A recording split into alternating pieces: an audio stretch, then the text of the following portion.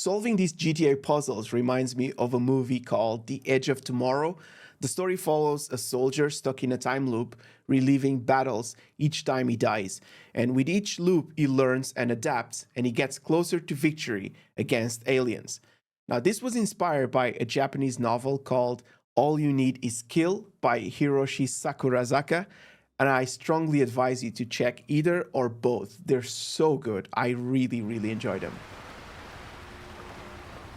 So, we're looking at the bonus reward for the cargo ship robbery finale, 50 coin for no lives lost, over 80% skylift health, and reach the bridge undetected. So the more guards you take out on your way to the bridge, the less contact we're gonna have during phase 2.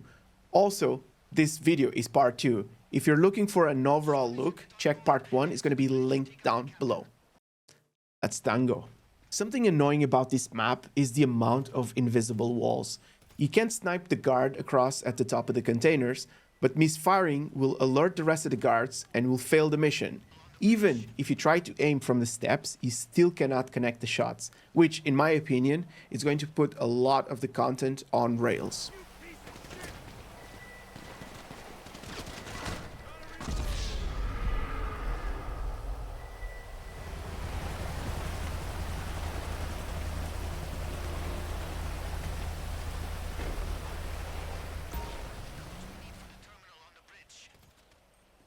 So you have no choice but to take the guard on the left, go down the steps, and then take your shot.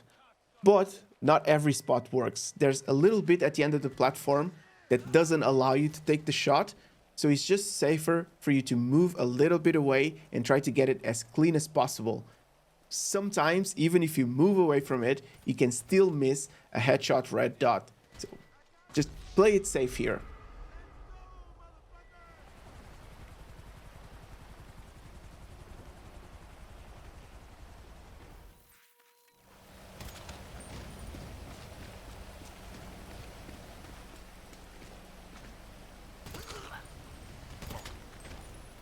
So I initially tried the right hand side of the ship and definitely need to check my poor aim. I don't think I can blame it on invisible walls on this one.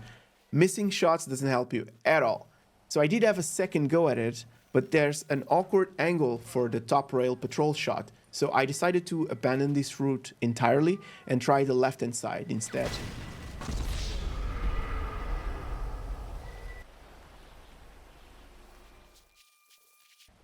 The static guard on the left gets his body spotted by the top rail, and I done it one more time just to be sure it was really that guard and not someone across.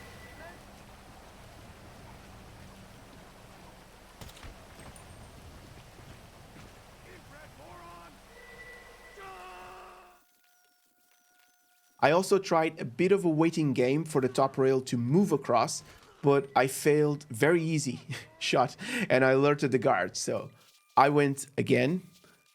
So in this run, I tried a bit of a waiting game for the guard to go around.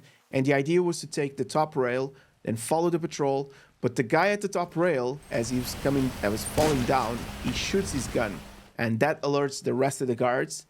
So we go again. Now the route seems pretty solid up to this spot, and advancing now to the two guards. There's one last top rail on containers before we get to move to the bridge side. And then I missed the rail angle shot once again, and this alerted the guards.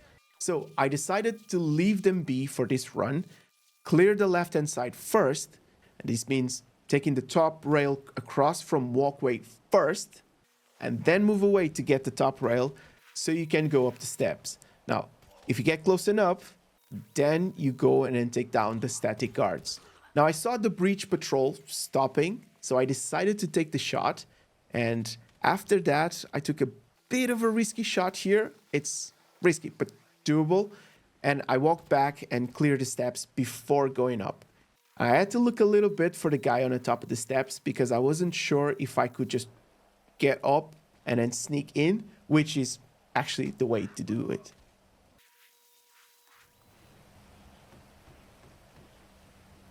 Once you reach the bridge, you knock on the door and you can take the first guard easily and then move to the captain and the guard.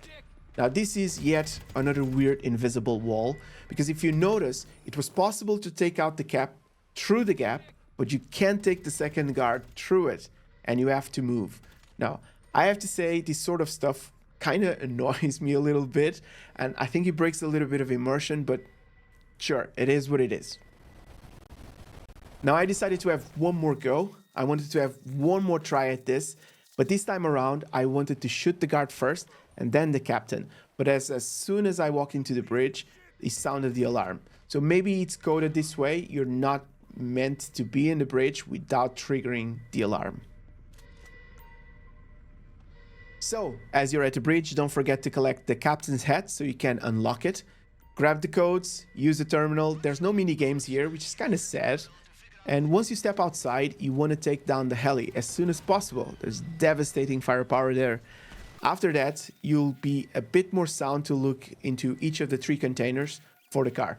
Once you find the container, on the side, you're going to attach the flare for the skylift to pick it up. And you jump straight away on the helis to provide cover.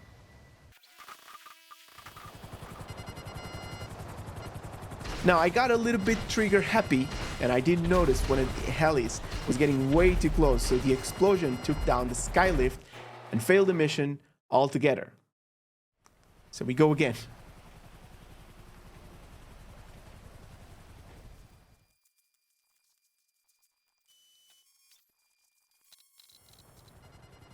So this time around, I was way more careful on my escort duties until the drop-off. You want to remain a little bit aggro because you cannot let the skylift health drop below 80%. But at the same time, you need to be careful. So once the car gets out of the container, all you have to do is drive it to the salvage yard. And you get paid peanuts for a ton of work. But I said it before, I'll say it again, we ain't playing this for coin no more, are we? We're not. So do you have a different route? Any thoughts, comments? You drop them down below. I'm going to leave a card there. That's going to be part 1 if you want to check out the overall look at the robbery. Just in case you're new around this area, you've never done this before, and you want to have a go at this. So thanks very much for hanging out. Much appreciated. I'll see you guys on the next one. You stay metal.